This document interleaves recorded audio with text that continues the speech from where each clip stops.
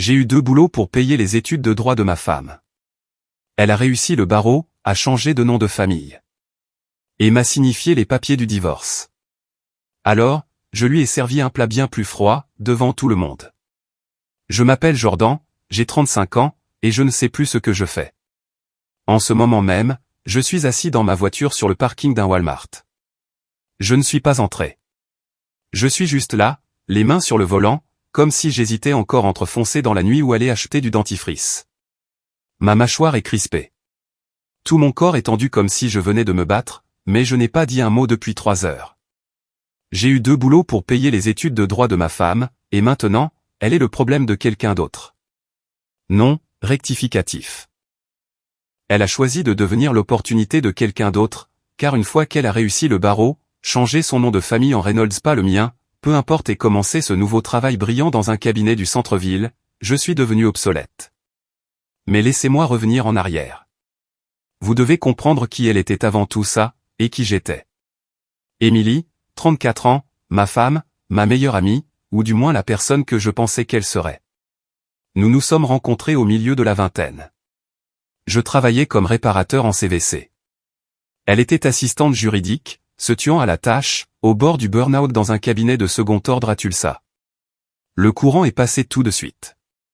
Soirée cinéma, vin bon marché, sa tête sur mon épaule pendant que nous parlions de nos rêves. Elle voulait devenir avocate. Elle l'avait toujours voulu. Je me souviens qu'elle m'a montré son manuel de préparation au ISAT lors de notre 2e rendez-vous comme si c'était un texte sacré. Elle a dit, « J'ai juste besoin d'une personne qui croit en moi. » Et merde, j'y ai cru. J'ai commencé à prendre des gardes de nuit pour réparer des climatiseurs industriels, puis les week-ends, puis j'ai pris des petits boulots en plus de mes petits boulots. Je ne me suis pas plaint. Je la regardais étudier tard dans la nuit, les yeux injectés de sang et les mains à vif à force de se les triturer sous l'effet du stress. Je préparais le dîner. Je faisais le ménage. Je la conduisais à ses examens et à ses entretiens. Je voulais être ce type, celui qui tenait tout à bout de bras pendant qu'elle grimpait. Le jour où elle a été acceptée en fac de droit, j'ai pleuré plus qu'elle. Et pendant un certain temps, elle a été reconnaissante. Pas de manière excessive. Juste ses gestes discrets. La façon dont elle m'apportait du café le matin, ou la façon dont elle s'appuyait sur moi après un mauvais cours. Nous partagions un petit appartement miteux au-dessus d'une laverie qui sentait la bourre brûlée et la lessive, mais c'était le nôtre. On s'en sortait. Mais les choses ont changé après la 2e année. Elle a commencé à rester de plus en plus sur le campus. Elle disait qu'elle avait besoin de l'espace de la bibliothèque et des groupes d'études. D'accord, je l'ai cru. Puis sont venus les événements de réseautage, les cocktails, la nouvelle garde-robe qu'elle jurait avoir eue en solde. Puis les petites remarques étranges ont commencé. Tu ne comprendrais pas, Jordan. C'est un truc de juriste, tu sais. Parfois, j'envie la simplicité de ton monde. Elle avait l'habitude de dire que j'étais son rocher, mais dernièrement, j'ai commencé à me sentir comme son ancre, comme si je la tirais vers le bas. La dernière année de droit, je l'ai à peine vue. Elle a emménagé chez un camarade de classe pour se concentrer. Elle disait que ça l'aiderait à mieux étudier. Je savais que quelque chose n'allait pas, mais je l'ai laissé partir. Je me disais que je soutenais ses rêves, même si cela signifiait être seul pendant un moment. Quand elle a réussi le barreau, je l'ai emmenée dans le restaurant de grillade qu'elle avait toujours voulu essayer. J'ai dépensé $200 que je n'avais pas. Elle a souri toute la nuit, m'a embrassé sur la joue, m'a remercié pour tout. 2 semaines plus tard, elle est rentrée, a posé une enveloppe Kraft sur le comptoir et a dit, « Tu devrais lire ça. » Les papiers du divorce. Pas de dispute, pas d'explication, juste signifié. On croit connaître quelqu'un, mais ce n'était que le début. Je n'ai pas signé les papiers. Pas tout de suite. Je ne pouvais pas. Je suis resté assis là, à les regarder. Cette petite pile de trahison bien nette, imprimée sur du papier blanc impeccable. Il y avait même sa nouvelle adresse email dessus. emily.reynolds@blekart.com. Reynolds, comme si je n'avais jamais existé. Je l'ai appelée une fois. Elle n'a pas décroché. Elle a envoyé un texto qui disait, « C'est mieux pour nous deux. S'il te plaît, respecte ma décision. » Mieux pour qui? Parce que pour moi, ce n'était certainement pas mieux. J'étais anéanti. Je n'ai pas mangé pendant 3 jours. J'ai continué à aller travailler, parce que qu'est-ce que j'aurais pu faire d'autre? Les factures ne s'arrêtent pas simplement parce que votre femme décide que vous n'êtes plus assez ambitieux pour être à ses côtés. Mais ce n'était pas seulement les papiers. C'était la méthode, la froideur. Elle ne s'est même pas assise avec moi. Pas de larmes. Pas de « je suis désolé, c'est difficile ». Elle a juste transmis ça comme une foutue note de service lors d'une réunion du conseil d'administration et elle est sortie avec son petit sac en cuir, comme si j'étais un client qu'elle avait fini de représenter. On ne passe pas 8 ans à construire une vie avec quelqu'un pour y mettre fin comme une erreur de tableur. Je l'ai finalement eu au téléphone une semaine plus tard. Elle m'a donné rendez-vous dans un café du centre-ville. Tout en tenue professionnelle décontractée, le regard mort. Pas d'alliance, pas de chaleur, juste l'attente que j'abandonne et que je signe. J'ai dit, avait-il quelqu'un d'autre? Elle n'a même pas sourcillé. Ça n'a plus d'importance maintenant. Ça m'a tout dit. Je lui ai dit que je méritais plus que ça, que j'avais tout abandonné pour qu'elle puisse obtenir ce diplôme. Elle a regardé par la fenêtre et a dit, « Jordan, je ne te l'ai pas demandé. » Cette phrase, cette détonation froide et désinvolte. Comme si toutes ces nuits où je l'avais tenue dans mes bras pendant qu'elle sanglotait à cause de ses partiels, toute la dette que j'avais accumulée, tout le temps que nous avions perdu, rien de tout ça ne comptait parce que je l'avais offert de mon plein gré. Elle a dit qu'elle était déjà passée à autre chose. Elle voyait quelqu'un qui comprenait ses objectifs. Il s'appelle Carter, un associé junior de son cabinet. Il conduit une Tesla. Je l'ai cherché sur Google plus tard. Sa photo de profil LinkedIn est celle du genre de type qui sourit aux enterrements et vend de mauvais conseils pour gagner sa vie. Alors, j'ai signé les papiers. J'ai pris le stylo, là, dans ce café, et j'ai griffonné mon nom comme si je signais pour me débarrasser d'un appareil défectueux. Elle a semblé soulagée, comme si un poids s'était envolé. Ça m'a fait plus mal que tout le reste. Puis elle a dit, j'apprécierais que nous puissions rester en bons termes, peut-être même devenir amis un jour. Amis. Comme si j'étais censé l'encourager depuis les coulisses pendant qu'elle construit la vie dont j'étais censé faire partie. Vous voulez connaître le comble? 2 jours après que j'ai signé, elle a posté une photo sur LinkedIn. Une de ces photos de « femme forte et indépendante » avec elle et Carter à un événement du cabinet. La légende disait « entourez-vous de gens qui vous élèvent ». Je lui avais tout donné. Et elle a marché dessus comme sur un barreau de sa foutue échelle. Mais si elle pensait que c'était la fin, juste une petite signature et c'était réglé, elle ne me connaissait pas aussi bien qu'elle le pensait. Parce que je n'en avais pas fini. Loin de là. Tout a commencé avec la photo de mariage. Je l'ai trouvée enfouie dans un tiroir en cherchant des piles, de toutes choses. Elle datait de notre voyage d'anniversaire au Colorado. Elle portait ce pull bordeaux que j'ai toujours adoré, riant de quelque chose que j'avais dit, et je l'embrassais sur la tempe comme si je croyais vraiment à l'éternité. J'ai tenu cette photo dans mes mains pendant un long moment. Mon pouce a frotté le coin comme s'il pouvait effacer le souvenir. Puis je l'ai déchiré en deux, en plein milieu. Pas par colère. Pas à ce moment-là. Plutôt comme une reconnaissance, comme fermer un cercueil avant l'enterrement. Parce qu'Émilie était partie, et la femme sur cette photo n'allait pas revenir. Mais je n'étais plus en deuil. Je me souvenais. Et la mémoire est une chose dangereuse quand elle cesse d'être bienveillante. Cette photo a fini à la poubelle, juste au-dessus des cartons de réponse que j'avais conçus pour sa fête de remise de diplôme. Des cartons que j'avais découpés et perforés à la main pendant qu'elle était trop occupée à étudier avec Carter pour rentrer dîner. C'est drôle de voir à quel point une grande partie de ma vie était devenue invisible. Les repas, le linge, les nuits où je restais éveillé à revérifier ses factures de scolarité pour m'assurer qu'elle ne manquait aucune échéance. Tout ce labeur silencieux et non rémunéré. C'était ça, l'amour, n'est-ce pas? Un soutien silencieux. Un sacrifice invisible. Elle ne m'a pas seulement pris pour acquis. Elle m'a effacé. Alors j'ai commencé à me souvenir de tout. Je me suis souvenu de la fois où elle a dit à ses amis que je ne faisais que de la CVC pendant qu'elle poursuivait de vrais objectifs. La nuit où elle n'est pas rentrée avant 2 heures du matin et a dit que le groupe d'études avait perdu la notion du temps. La froideur dans sa voix la première fois que je lui ai demandé si elle m'aimait encore et qu'elle a répondu « Bien sûr que je tiens à toi ». Pas « Je t'aime ». Juste « Je tiens », comme si j'étais un chien qu'elle avait oublié de nourrir. Mais voilà le truc. Je sais construire. Je répare des choses. Je connais la pression, la température, les seuils. Ce qui se passe quand un système est sous tension trop longtemps sans relâchement. Je sais aussi comment casser les choses, tout aussi proprement. Alors, je n'ai pas crié. Je n'ai pas supplié. Je n'ai pas rayé sa voiture ni posté de messages critiques sur Facebook. J'ai attendu. J'ai attendu mon heure, comme un homme qui se prépare tranquillement pour l'hiver.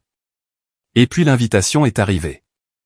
Remise en main propre, un carton glacé avec des lettres dorées en relief. Blakeart et Reynolds présentent nos étoiles montantes. Une soirée de célébration. Emily était l'une des étoiles montantes. Oratrice principale. Carter lui remettrait sa récompense. Tout était là, dans l'enveloppe, le lieu, l'heure, la liste des invités. Elle m'en a envoyé une. Pas par gentillesse. Par arrogance. Par cette même fierté suffisante qui lui a fait croire que je disparaîtrais tranquillement et que je l'applaudirais depuis l'ombre. Non. C'est à ce moment-là que j'ai commencé à planifier la chose la plus froide que j'ai jamais faite de ma vie. Et tout se déroulerait devant tout le monde. Car si elle voulait une fin publique, elle allait la voir. Je suis arrivé seul. Non pas parce que je n'avais personne à amener, mais parce qu'entrer seul me semblait juste. Symbolique, même. Comme un fantôme s'incrustant au mariage de la femme qui l'a enterré. L'événement était exactement ce à quoi je m'attendais. Prétentieux, froid, avec un traiteur dont le personnel ne pouvait probablement pas prononcer la moitié des plats qu'il servait.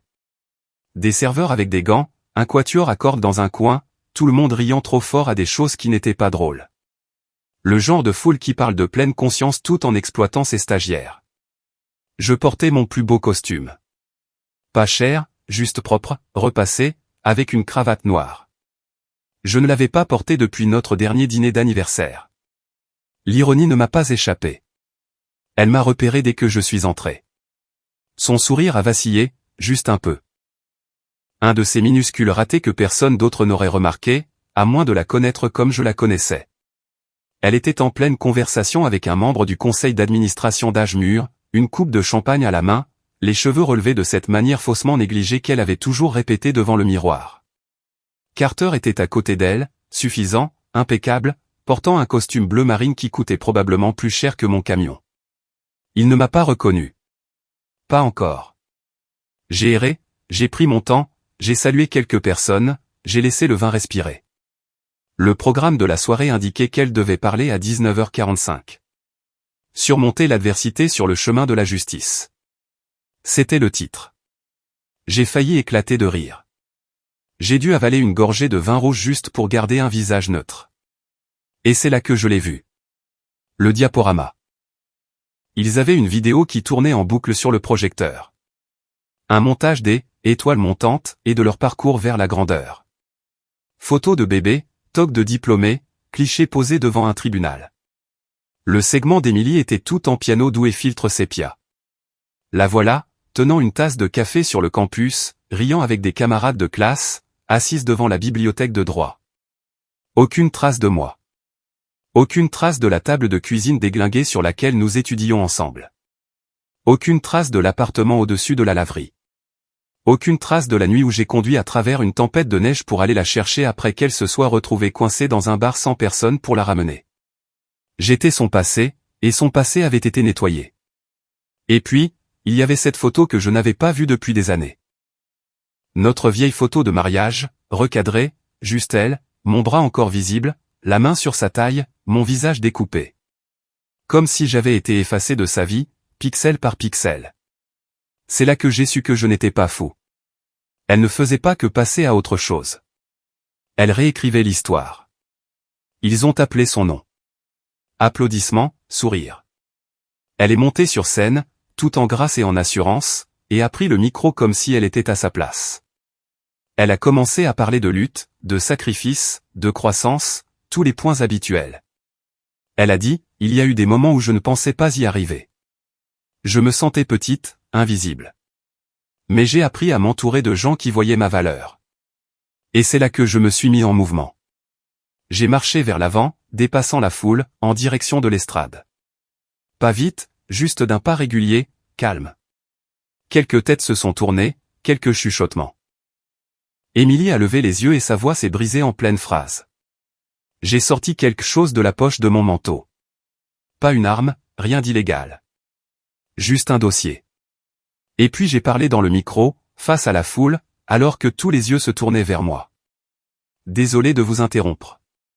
Je voulais juste rendre quelque chose qu'elle a oublié en montant. J'ai brandi le dossier, je l'ai ouvert. À l'intérieur, des photocopies. Tous les reçus. Chaque paiement de frais de scolarité à mon nom. Chaque chèque de loyer, chaque bail signé, la foutue liste de courses des soirs où elle n'est pas rentrée. Et agrafé en première page, nos vœux de mariage. Ce qu'elle avait écrit. Tout le monde est resté silencieux. J'ai posé le dossier sur le pupitre, j'ai hoché la tête une fois, et je suis sorti. Sans me retourner. Pas encore. Mais oh, j'allais bientôt le faire, car ce n'était que le début. Vous n'allez pas croire ce qui s'est passé ensuite. Mise à jour un bon, Reddit. Merde, je ne m'attendais pas à ce que ça prenne une telle ampleur. J'ai lu absolument tous les commentaires. Oui, même les plus dingues. Vous êtes sans pitié, hilarant, et honnêtement, bien trop investi dans ma vie, mais j'apprécie. Vraiment. Petit récapitulatif pour ceux qui viennent d'arriver. Moi, Jordan, 35 ans, j'ai eu 2 boulots pour soutenir ma femme Émilie pendant ses études de droit. Elle a réussi le barreau, a changé de nom et m'a signifié les papiers du divorce. Froidement, de manière détachée, comme si j'étais une face dont elle s'était lassée. Alors, je me suis pointé à l'événement des étoiles montantes de son cabinet et j'ai remis un dossier, la preuve de chaque sacrifice qu'elle avait enterré pour réécrire son histoire d'origine, je me suis fait tout seul. Et je suis parti. Mais apparemment, ça n'a pas suffi, car 3 jours plus tard, elle s'est présentée chez moi. Oui. En personne. Sans prévenir, sans appeler. Juste sa petite Lexus dans l'allée, comme si nous étions encore mariés et qu'elle avait oublié son sac à main. J'ai ouvert la porte et j'ai dit platement, « Tu as déjà perdu les feux des projecteurs ?» Elle n'a ni ri, ni souri. Elle avait l'air dévastée. Cheveux en bataille, yeux cernés de rouge, maquillage qui avait coulé comme si elle avait pleuré sur un parking. « C'était quoi, ça, Jordan ?» a-t-elle dit. Je lui ai répondu que c'était la vérité. Elle s'est emportée. Tu m'as humilié. Tu as détourné mon moment de gloire. Tu m'as fait passer pour la personne que tu es vraiment, ai-je dit. Elle s'est figée. Pour une fois, elle n'avait rien de scripté à dire. Et puis, comme une horloge, le masque s'est fissuré. D'abord, les fausses larmes de victime, puis les tentatives de culpabilisation. J'ai travaillé si dur. Tu ne sais pas ce que c'était, cette pression. Tout le monde attendait de moi que je sois parfaite. J'ai dit, si, je le sais. Parce que c'est moi qui tenais tout à bout de bras pendant que tu n'avais qu'à te concentrer. C'est laquelle a craqué. Tu as toujours été si petit, Jordan. Tu ne t'es jamais dépassé. Tu te contentais de la médiocrité. C'est pour ça que je t'ai dépassé. Et voilà, la vraie elle. Pas en pleurs, pas en train de s'excuser. Juste du dédain. Alors j'ai souri et j'ai dit, contente que tu le dises enfin à voix haute. Ça rend ce qui va suivre beaucoup plus facile. Ça a attiré son attention. Qu'est-ce que ça veut dire, a-t-elle demandé, la voix soudainement tranchante. Je n'ai pas répondu. Parce que, Reddit, elle n'a aucune idée de ce que je prépare. Il s'avère que toute la persona d'Émilie, son image, toute sa marque dans ce cabinet, est construite sur un mensonge qu'elle n'aurait jamais cru voir refaire surface. Mais je l'ai trouvé. Et si elle pensait qu'un dossier lors d'une soirée était froid, attendez de voir ce que j'ai pour la suite. La vengeance n'est pas bruyante. Parfois, elle est silencieuse, chirurgicale, précise. Et elle frappe quand il pense que tout est passé. Accrochez-vous. Elle a plagié. Voilà le secret. L'article qu'il a fait remarquer pendant sa dernière année de droit, celui qui lui a valu son stage, les lettres de recommandation, l'offre d'emploi anticipée de Blakehart et Reynolds. Ce n'était pas le sien. Enfin, pas entièrement. Parce que la version originale, c'est moi qui l'ai écrite. Oui. Moi, le type de la CVC sans diplôme. Le simplet qui ne s'est jamais dépassé. À l'époque, elle avait un cours de rédaction juridique qui lui donnait du fil à retordre. Elle est rentrée en larmes 2 soirs avant la date limite, faisant les 100 pas dans notre appartement boîte à chaussures, pestant qu'elle ne pouvait pas se permettre d'échouer, que cet article ferait la différence entre intégrer la revue de droit ou être laissé de côté. Je me souviens l'avoir entendu dire, c'est trop. Je n'y arriverai pas maintenant. Alors, je suis resté éveillé avec elle, j'ai cherché des citations sur Google, j'ai lu des mémoires juridiques, je l'ai aidé à élaborer une structure. Je n'ai pas tout écrit, mais j'ai guidé le processus. J'ai aidé à façonner chaque paragraphe, j'ai réécrit des passages entiers pendant qu'elle ronflait à côté de moi sur le canapé. J'ai même trouvé le titre de ce foutu article, Précédent et pouvoir, comment les préjugés persistent dans le langage judiciaire. Elle a eu un A+. 2 ans plus tard, j'ai revu ce même titre sur le site web du cabinet, sous son nom, dans un article où elle était présentée comme une « leader d'opinion » sur la réforme de la justice. Et en petits caractères, republié du lot au Revier au Carterly avec la permission de l'auteur. J'ai eu la nausée. J'ai vérifié les dates. Le numéro de la revue de droit avait été imprimé des mois après qu'elle ait quitté l'université. Cet article l'a suivi, a circulé, a renforcé son nom, a bâti sa réputation. Elle ne m'a jamais mentionné une seule fois. Et si elle s'en était tenue là, si elle m'avait laissé là, j'aurais peut-être laissé tomber. Mais maintenant, après sa petite scène à ma porte, me traitant de « petit ». Non. Alors, voici ce que j'ai fait. J'ai contacté la faculté de droit.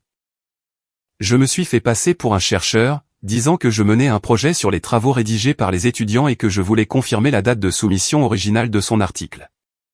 Ils m'ont renvoyé le dossier numérique, complet avec les métadonnées, y compris les modifications d'auteur.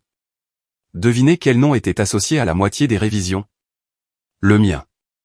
Parce que cette idiote avait oublié que nous étions connectés à notre compte Google partagé cette nuit-là. Chaque modification suivie était horodatée avec mon email, mon adresse IP.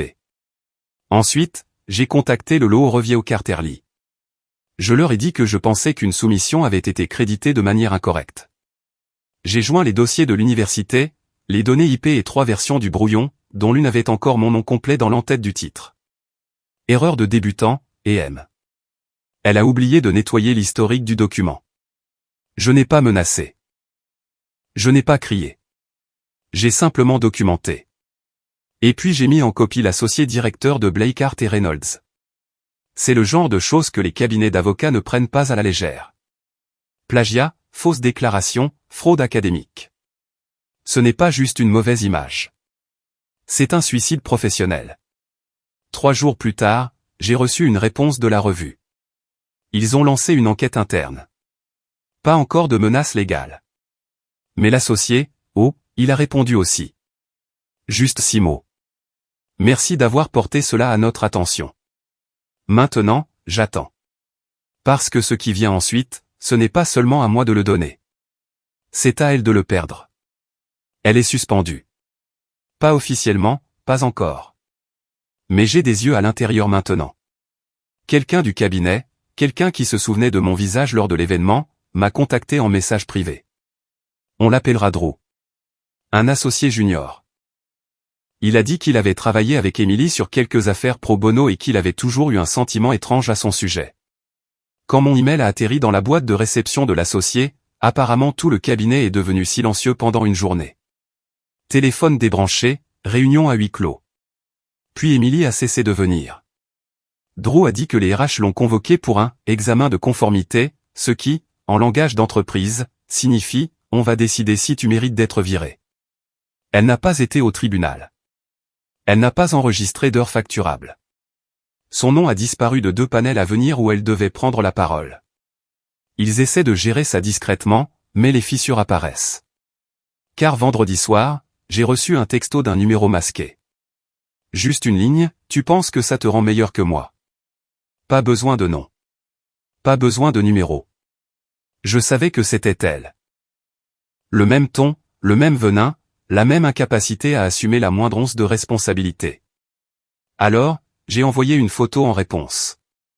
C'était ses vœux de mariage, l'original, celui que j'avais gardé. Écrit à la main, plein de phrases sur le fait que nous étions une équipe, qu'elle n'oublierait jamais d'où nous venions, et que le succès ne signifiait rien sans quelqu'un avec qui le partager. Je n'ai pas dit un mot. Juste la photo. Pas de réponse après ça. Mais voilà le rebondissement, Reddit. Elle a essayé de retourner la situation hier. Son ancienne colocataire de la fac de droit, Jess, m'a appelé de nulle part. Je ne lui avais pas parlé depuis des années, mais on s'était toujours bien entendu.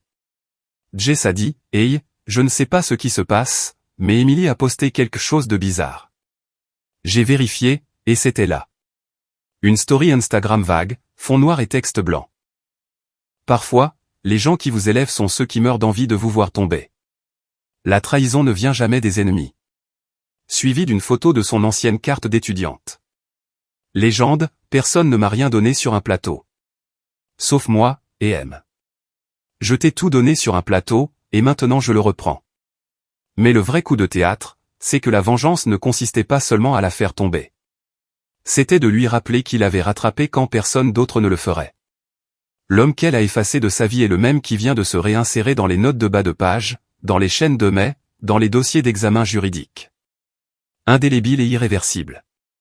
Et juste au moment où je pensais en avoir fini, juste au moment où je pensais que le dernier clou avait été planté, j'ai reçu un appel. Pas d'Emily. De Carter. Oui, lui.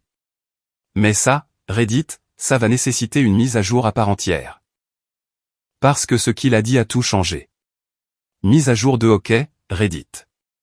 Je n'allais pas poster à nouveau. Je pensais que toute cette saga était terminée. Je pensais avoir dit ce que j'avais à dire, fait mes dégâts, et être passé à autre chose. Mais Carter m'a appelé. Oui, Carter. Monsieur Sourire Tesla et niche fiscale.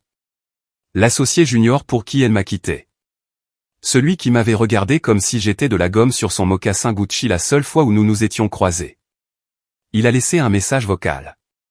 Calme, posé, professionnel. Jordan. Hey. Je sais que c'est inattendu, mais je pense que nous devrions parler. Il y a quelque chose que tu dois savoir sur Emily. Je l'ai ignoré. 2 jours plus tard, il a rappelé. Cette fois, j'ai décroché. L'homme tremblait. Je ne savais pas, mec, a-t-il dit. Je jure devant Dieu que je ne savais pas qu'elle était encore mariée quand on a commencé à sortir ensemble. Quoi? Elle m'a dit que vous étiez séparés. Elle a dit que tu ne soutenais pas ses objectifs, que tu étais contrôlant. Elle a dit que tu la culpabilisais d'avoir du succès. Je n'ai rien dit. Il a continué. J'ai trouvé ton email. Celui avec la documentation, les reçus, le dossier, tout. Elle a dit au cabinet que tu mentais, que tu n'étais qu'un ex jaloux essayant de saboter sa carrière. J'ai ri, mais Carter n'avait pas fini. Je lui ai demandé d'avouer. Elle m'a hurlé dessus, a dit que je prenais ton parti. Puis elle a saccagé mon appartement. Il m'a envoyé des photos. Du verre brisé, une bouteille de vin éclatée sur le sol, notre vieille photo de mariage, celle dont elle m'avait découpée, déchirée en 2 à nouveau et brûlée dans son évier. Elle m'a dit que je n'étais que le prochain barreau, a-t-il dit. Elle a dit que je ne l'élevais pas. Que je lui étais redevable. Ça vous dit quelque chose? La voix de Carter s'est brisée à la fin. Je mets un terme à tout ça. J'ai déjà tout dit au RH. Elle est finie ici. Ils essaient juste de trouver comment protéger le cabinet. Puis il a dit la seule chose que je n'aurais jamais pensé entendre. Jordan, je suis désolé, mec. Vraiment. Elle nous a utilisés tous les deux. Il n'avait pas tort. Alors, je l'ai remercié, sincèrement. Parce que cet appel téléphonique, c'était le clou final dans le cercueil. Pas le mien. Le sien. Et ce qui est fou, Reddit, c'est que je ne me sens pas triomphant. Je ne me sens pas vengé. Je me sens vide. Comme si j'avais traîné ce poids si longtemps que j'avais oublié ce que c'était de marcher sans. J'ai passé tellement de temps à essayer de prouver que je comptais, que je l'avais aidée à devenir qui elle était, que j'étais réel, loyal et bon. Mais je n'ai plus besoin de sa chute pour valider ma propre valeur. Je suis toujours là, toujours debout, toujours en train de me reconstruire. C'est elle qui doit maintenant s'expliquer dans chaque pièce où elle entre. Et pour la touche finale, la cerise sur le gâteau de la vengeance. Eh bien, il y a une dernière chose que j'ai faite. C'est déjà en marche. Disons simplement que sa mère m'a toujours adoré. Et la prochaine fois qu'Emily se présentera à une réunion de famille, elle découvrira à quel point j'ai, moi aussi, réécrit son histoire. Dernier post à venir bientôt. La fin est plus froide que vous ne le pensez. Sa mère m'a de nouveau appelé, mon fils. C'est comme ça que tout a commencé. Après tout, après l'événement, la révélation, les retombées, je pensais que la famille d'Émilie allait serrer les rangs autour d'elle. Mais apparemment, ils ont vu le feu arriver et ont reculé. Sa mère, Marianne, m'a contacté une semaine après que le cabinet ait suspendu Émilie. Elle a laissé un message vocal comme si de rien n'était. Juste, hey, mon chéri. J'ai fait ton gâteau aux carottes préféré. Passe quand tu veux. J'ai fixé mon téléphone pendant 10 bonnes minutes avant de la rappeler. Elle savait. Elle savait tout. Je l'avais prévenue, a dit Marianne. Je lui avais dit de ne pas oublier l'homme qui la maintenait debout. De ne pas se perdre dans les titres et les cartes de visite. J'ai failli m'effondrer en entendant sa voix. Je n'avais pas réalisé à quel point ça m'avait manqué qu'on me voie, qu'on me reconnaisse. Il s'avère que Marianne avait gardé chaque mot de remerciement que j'avais écrit, chaque photo, chaque carte de vœux. Elle m'a dit, Jordan, tu étais le seul homme à qui j'ai jamais confié son cœur, et elle a brisé le tien comme si ce n'était rien. C'est là que l'idée m'est venue. Voyez-vous, toute l'image d'Émilie était construite sur l'héritage. Son histoire de réussite contre vent et marée, comment elle s'était élevée de ses modestes origines, la première de sa famille à devenir avocate. Son discours de remise de diplôme citait même son défunt père, tiens-toi droit même quand ton passé essaie de te tirer en arrière. Et si je rappelais à tout le monde d'où elle venait? J'ai demandé à Marianne si elle organisait la réunion de famille annuelle cette année. La grande fête dans le jardin qui a lieu chaque été, généralement autour de l'anniversaire de son père. Le seul événement qu'Émilie ne manquait jamais, car ça lui donnait l'air saine, simple, ancré dans ses racines. Et Marianne, que Dieu la bénisse, a simplement dit, voudrais-tu faire le discours cette année? Alors, je l'ai fait. Je me suis tenu sous ce chêne, devant 50 personnes cousins, tantes, oncles, nièces et je leur ai raconté la vraie histoire. Comment Émilie et moi avions commencé avec rien. Comment nous partagions des repas de micro-ondes de station-service, étudions avec des manuels empruntés et travaillions 70 heures par semaine pour construire un avenir. Comment elle avait promis que nous étions ensemble dans cette aventure, jusqu'à la seconde où elle ne l'était plus. Je n'ai pas cité de nom. Mais je n'en avais pas besoin. Car quand Émilie est arrivée en retard, lunettes de soleil sur le nez comme si elle foulait un tapis rouge, elle m'a trouvé déjà au micro. Et le dossier. Je l'ai brandi à nouveau. Parfois, ai-je dit, les gens oublient qui a aidé à construire la scène sur laquelle ils se tiennent. Et puis j'ai tendu le dossier, non pas à elle, mais à Marianne. La famille devrait se souvenir. Marianne m'a serré dans ses bras, m'a embrassé sur la joue, a regardé Émilie droit dans les yeux et a dit, tu devrais t'asseoir maintenant. Émilie ne l'a pas fait. Elle a tourné les talons, et partie en trombe. Pas d'adieu, pas d'explication. Juste le silence. Le seul son qu'elle n'a jamais appris à respecter. Et moi, je suis resté. J'ai mangé mon gâteau aux carottes, j'ai joué à la balle avec son neveu, j'ai pris des photos avec des parents que je n'avais pas vus depuis des années. Parce qu'ils savaient. Elle a perdu son nom. J'ai repris ma place. Et elle ne remontera jamais sur cette scène. C'est calme maintenant. Pas le calme vide et douloureux d'avant. Pas le silence d'un appartement vide après que quelqu'un soit parti. C'est différent. C'est la paix. Celle qui vient après qu'une tempête a ravagé votre vie. Et tout ce qui reste, c'est vous, debout dans les décombres, respirant. Toujours en vie. Toujours vous. Cela fait 1 mois depuis la réunion. Depuis que je me suis tenu sous ce chêne et que j'ai brûlé le dernier pont qu'Émilie pensait pouvoir traverser pour réécrire son histoire. 1 mois depuis que Marianne, sa propre mère, l'a regardé dans les yeux et m'a choisi. Pas parce que je le lui ai demandé. Parce que je le méritais. Émilie n'a plus essayé de me contacter. Pas de texto, pas d'appel. Juste une story Instagram occasionnelle, baignée d'une tristesse de façade. L'une était une photo en noir et blanc d'un coucher de soleil avec la légende, parfois, la leçon et la perte. Elle ne comprend toujours pas.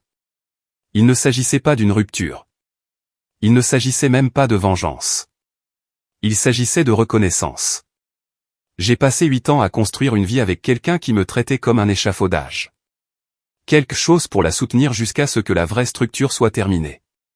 Elle pensait pouvoir grimper plus haut si elle me marchait dessus assez fort. Alors, je suis devenu la seule chose à laquelle elle ne s'attendait pas. La preuve. La preuve qu'elle ne s'est pas élevée toute seule. La preuve que derrière chaque succès auto-construit, il y a souvent quelqu'un qui saigne en silence en arrière-plan, qui colmate les brèches, qui veille tard, qui fait des heures supplémentaires. Je n'ai jamais été le méchant de son histoire. J'étais le fantôme qu'elle a essayé d'effacer. Et maintenant, tout le monde le sait. Son cabinet le sait. Sa famille le sait. Elle le sait. Les récompenses se sont arrêtées. Les invitations à des conférences se sont taries. Son LinkedIn est devenu silencieux. Et j'ai appris par Drew, il me tient toujours au courant qu'on lui a demandé de prendre un congé prolongé pour réévaluer sa conduite professionnelle.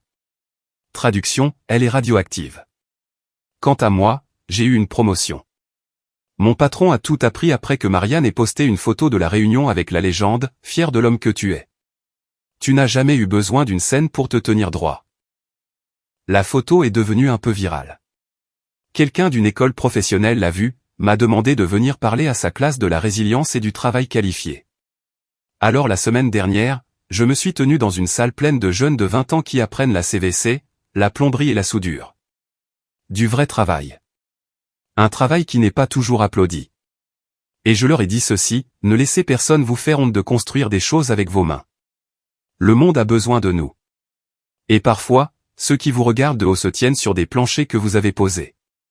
Quand j'ai fini, un des jeunes tatouages sur les 2 bras, main calleuse m'a demandé si j'avais déjà regretté d'avoir aidé quelqu'un qui ne l'appréciait pas. J'ai réfléchi une minute. Non, ai-je dit. Parce qu'aider quelqu'un dit quelque chose sur vous. La façon dont ils vous le rendent dit tout d'eux. Alors, Reddit, je ne suis pas amer. Je ne suis pas brisé. Je suis libre. Et quelque part, Emily essaie encore de comprendre comment son histoire parfaite s'est effondrée. Peut-être qu'un jour, elle réalisera que je ne l'ai pas ruinée. Elle a écrit la fin elle-même. Je me suis juste assuré que tout le monde la lise.